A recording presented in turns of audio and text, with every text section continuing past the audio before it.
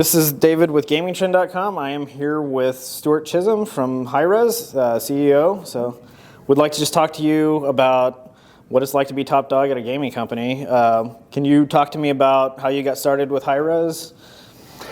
Yeah, circuitously, I think is the right answer. For me, really gaming is a third career. I kind of started my career more in banking and finance in the early 90s, and then I spent a number of years in more of a kind of traditional business-to-business software pieces, where right before coming to Hi-Rez, I was the CTO of a kind of supply chain management company. And the way I wound up at Hi-Rez was through a connection. So we had Hi-Rez was founded by, and still the chairman of Hi-Rez and majority owner of Hi-Rez is a man named Arlington. So Arlington is a kind of serial entrepreneur in Atlanta. He's founded several very successful companies. He and his brother had, way back in the late 70s, early 80s, had developed a bunch of video games for the old Atari systems from their dorm room and in college, using like assembly programming language. And then they had gone off and done other things, built successful businesses elsewhere. But Arlington is always in the back of his mind. As long as I can remember knowing Arlington, and I met him in the mid-90s, he was like, I'm really just doing this so I can start a games company one day. Because that was always his passion and his love. And so he founded Hi-Rez in the basement of the company I was CTO for, and which Arlington owned. And we, in 2005, and in 2008 or so, Hi-Rez's first game, which was called Global Agenda, had kind of gotten far enough along that it needed a lot of operational help to start getting it out to market, finish off the technology, do all those sorts of pieces. So I came in and started then, and wound up kind of being the executive producer of Tribes Ascend, and then of Smite, and then as Smite took off, and we were really scaling the company very quickly we scaled the company from around 50 people probably when we released Smite, and to it's over 400 people today. As we did that, I kind of helped Arlington as the president of the company for a while, and then a few years ago as CEO. Very cool. How does the day-to-day stuff just change? I mean, I know shifting from primarily software company that's 50 employees is very different than 200 or 400. Yeah. And I mean, just like culturally, things get difficult. Hey, it's somebody's birthday, we're all going to get in the room, and it's like now it's like there's just too many people, you can't do that logistically. So how do you kind of maintain the culture for like the gaming focus? You can tell a lot of the guys are doing this and really enjoy doing that. And how do you kind of keep that kind of core and not get kind of like soulless big company? It's a great question, and something you always kind of have to fight against, I think, to kind of maintain that culture of the company as you grow and scale. One of the things we've done is really divide into multiple studios, and that helps us make each studio can kind of feel like a startup company, of much closer knit company. Folks, can know all the people in their studio much easier than knowing everyone in the company. They can be hyper focused around the game or games that they're working on in their studio.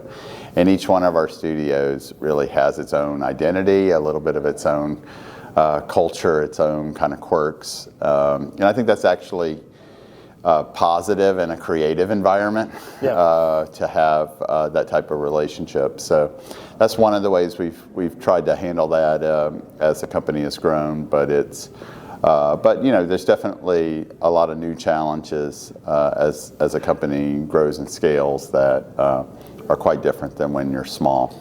Is it difficult to shift from a mindset of, hey, I'm developing this game and it's just going to run and it's over here, to, all right, now as it starts getting close, now I got to start worrying about, we need servers to run this on. You need to figure out, like, okay, what network stuff do I need for authentication and login? Oh, hey, we have multiple games, so how do we make sure this, the same Hi-Rez account works for Paladins and Smite. Yeah, it's really,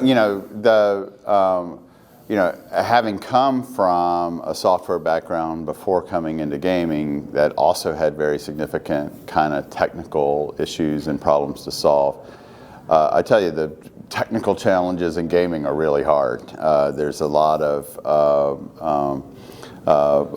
particularities, or when you're talking about having hundreds of thousands of people or even millions of people coming in and playing your game on a single day, that is really creates a lot of challenges.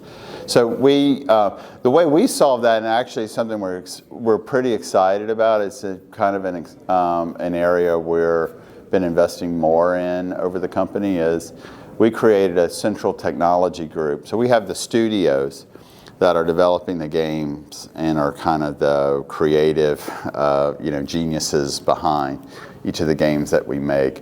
Those have, of course, software engineers in them and all of those other pieces. But we also have this central technology group we call Rally Here, that is really designed to do the heavy lifting back-end software technology work for our games, and they've developed effectively a technology platform that our studios then write to. Okay, so and that helps make it easier. Local game's not working about hey, how do I distribute back-end stuff? Like, I've got an API or framework. Exactly. So like when we just a couple of years ago, kind of mid-year 2019, we founded a studio in Brighton that we called Redbeard Games. That's the studio that just shipped Divine Knockout, which we were just here on the stage doing some fun Creator Cup stuff for. And that team actually stayed really small. We were able to keep the core team that was working on that game really people that are just really focused on what is the game, right? And most of the heavy technical lifting of the things you mentioned, authentication, matchmaking, all the friends and social systems, the cross-play, cross-platform systems, that sort of stuff came from this Rally Here platform, which has been kind of evolving over the years and constantly improving, and has all the lessons we internalized from Smite and Paladins and Rogue Company and the other games we've launched. So feel free to shoot me down if I'm asking something that's secret sauce, but do you guys have plans now that you have something with Rally Here of, if there's other game companies or startups? Yeah, it's actually, it's a pertinent question. It's that is actually, that is something that we're looking as an expansion vector for the company. Now that we've, in fact, I know you're a technology guy, so I'm dorking out on all the tech stuff that I'm sure a lot of fans might not care about. But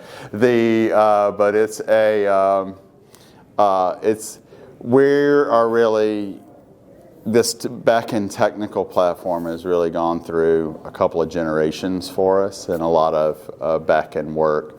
The first generation was really the generation that was for Smite and Paladins and got us started. As we moved into Rogue Company and DKO, we were able to do a second generation of technical pieces that was a little more, what was built for Smite and Paladins originally was really innovative in its time, but those, Smite's now in its 10th year. Yeah. So we upgraded a lot of that technology, refreshed it, what you could do 10 years ago in terms of cloud technology and microservices architecture and all these other sort of stuff was quite different. So we've been refining that platform, and we are actually starting to work with a couple studios already, third parties, outside non-Hi-Rez studios already, to integrate that Rally Here technology into them. And I think that's an area you'll see that part of our business focus on. And just from an outsider perspective, I would just think, and correct me if I'm wrong here, like now that you have some of these crossovers, particularly with Smite, of like, hey, we've done a lot of stuff with Nickelodeon, Magic the Gathering crossovers just been announced, so you've got friends at Wizards of the Coast now. Hopefully they're impressed with what you guys are doing. So it seems like that could open up a whole world of possibilities for either games or skins or collaborations. And I tell you, our BD team, which business development team, is world class. These guys are out there. They've really innovated a lot in the gaming industry early. I think we kind of jumped onto that crossover train earlier than a lot of other companies, and they've really helped innovate the crazy stuff that's in Smite now. I mean, to have Slipknot and Stranger Things and Magic the Gathering and RuneScape and all the Nickelodeon stuff coexist in one universe is just, slightly bizarre, but also pretty awesome. How long before there's a Smite game mode, which is Guitar Hero with Slipknot songs going on there? Hey, it sounds like I'm going to take a note. That sounds pretty great, So I think that's our, we love that part about Smite. I think the team, the Titan Forge team especially, has just killed it in terms of the love and care that they put into those crossovers. And I think there's a lot we can do with that going forward that I'm really excited about. I'm honestly just impressed the silly things that they can do and just pull off, and it just works. The cartoon Cthulhu and Scylla, and it's amazing. I'm getting ulted by a hot dog that's lacking me in with force of hot dog Odin and hamburger Zing Shen. It's just awesome. I can't draw a stick figure, and just every day I just am absolutely blown away by the creative talent from across all of our teams, and like you say, what the Titan Forge team has done with Smite is just like mind-blowing sometimes to see all of that come together, and it still works, right? It's still with all of that nuttiness, still kind of like it fits and works. It's pretty amazing what that team has done. That's great. Are there any challenges to being a CEO of a gaming company in particular versus a software company that are kind of unique to that you can talk to? Or? Yeah, there's some unique technical challenges and operational challenges in gaming.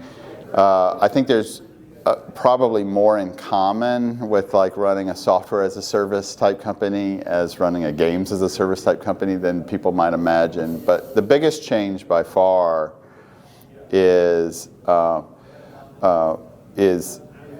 in gaming. You really have to, at the end of the day, when you make a game, you're trying to manufacture. One of our old Chuck Vinson, which a lot of our fans will remember, is one of the art directors, gave me this analogy one time, and so I'm going to steal it shamelessly. Okay. Chuck, I'm sorry. It's the analogy of, you're trying to manufacture a magic bullet, and you make you plan ahead on how to make the magic bullet, you put all the fancy stuff in it, you do all of that, but you really don't know if it's magical until you shoot it, and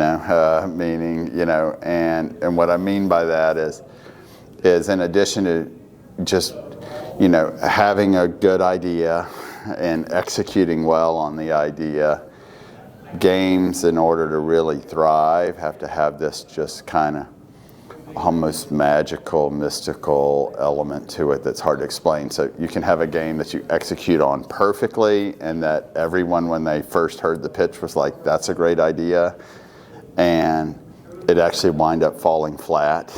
Right. So how do you technically describe what makes something fun? Yeah, exactly. There's that just kind of like creative, fungible aspect of like what defines fun, what's really going to catch the zeitgeist of an audience. And that's very different from traditional software, where you tend to, you're like, hey, here's a challenge someone's having. I'm going to fix that problem with software. And if I fix that problem well, there's probably a market there, people that will buy it. With games, you can have, you can get literally the brightest names in gaming to all tell you this is an amazing idea. You can execute on it perfectly, and it fall flat. And then sometimes you can take an idea that everyone was like, that's the dumbest thing I've ever heard of, that'll never work, and you can kind of like make lots of mistakes and stumble around, but it still has this magical element that grows, and that's that creative uncertainty and the creative journey is very different in gaming than any other industry. Are there instances where you get something and it's like, it's just not there, where you're looking at it, it's like, you know what, I think we're close, just a couple small tweaks and it'll be there, versus, you know what, this is a dud, let's just start something new? You have to, yeah. I mean, I mean, I think that journey of discovery for a game is always very circuitous. It's like being a Roomba. You know, it's kind of like you even with a game like Smite or any of the games that we do, you know, you kind of pick. With Smite, it had what wound up to be a pretty magical core idea pretty early, right? MOBA in third person. But the journey, there's so many ways a MOBA in third person can be implemented. The journey to find exactly what the best way to do that took a long time, and we've had lots of games that died in the cutting room floor, metaphorically, weren't able to, sounded great on paper, but just kind of when you're going through the creative journey of trying to find it, it kind of gets stuck in a cul-de-sac somewhere, and you can't kind of pull it out of the cul-de-sac and get it on the right path. Yeah, was it surprising? Maybe surprising is the wrong word. Or did you discover? So part of my question here is, I've done software development before, but if I have a service that goes down, like, who cares? Right. We fix it. It's a business issue. But in gaming, there's a lot of like really passionate people that want this, and then now here's the accusations of, hey, you broke your server on purpose, and you just hate my character or whatever. And is that kind of a shock for new people? Do you have to teach them like, hey, this comes with the territory? Certainly the passion of it cuts both ways, because I've worked on technology before where, like, if you screw it up, literally millions of people don't get paid. Oh yeah. Or or the global supply chain has serious issues and people aren't able to buy the things they need in their house, and there's a level of urgency there that is not the same in gaming, right?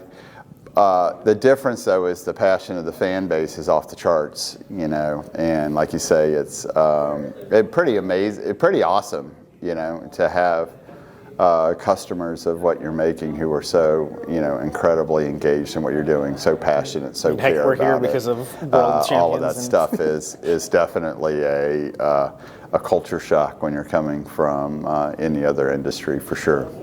My last question I have for you, for folks that are either younger or interested in getting into the gaming industry as a whole, do you have any suggestions for them? I know 10 years ago when it's longer than that, but when I was going to school, there wasn't like, hey, here's how you make video games as a degree. So that is an option now. Is that something you guys look at and weigh kind of heavier, or are you more of the just get out there and do something, make a game of your own, show that you have something to like passion and care, and then that kind of weighs in? Yeah, I mean, I think it's great now that there are lots of educational options, and we do, hire from programs that have done that type of work, or from people that have gone to university and are studying that. There's no substitute for doing. I think actually the university route and getting into these very specific gaming things is really useful. We hire a lot out of that, but you kind of want to see that plus a real passion for just doing as well, right? So I think getting involved in modding communities is where we found some of our very best people over the years, people that have just kind of shown what they can do. I think it's also just stick with itness is really important. I find this really on the art side, it's really been interesting in some cases to follow artists' progression over a series of years. We've had certain people come to us as artists early, and they just weren't quite ready. And was the message of just stick with it, get involved in the fan art communities of games that you love, get involved in mod communities, get involved in different ways where you can kind of just hone and refine your craft. And then you see them 2 years later, and you're like, holy cow! The rate of growth, that an artist can do in that type of time is really, really interesting. And I think the same really applies to engineering and a number of the other areas as well. Cool. Is there anything you wanted to mention? Anybody might be watching this, fans or? Hey, the main thing is really just to thank all the players of all of our games. It's so amazing to see what's happening here with the Smite World Championship this week. The passion of the fans is incredible. To walk out, yesterday morning and see the line literally stretching all the way around the building, and the arena full before, really before noon was something, was fantastic to see. And I think this is going to be a great weekend. We're really excited. It's going to be an amazing year for Smite. What they have coming is just really remarkable. The team amazes me every day, and I think the fans are going to love it. Yeah, the previews from the keynote just looked crazy, so it should be a good year. Well, thank you for your time. I appreciate you sitting with me, and we can continue watching the rest of the World Championships, figure out who's going to win. Sounds great. Thanks. Thank you. Bye.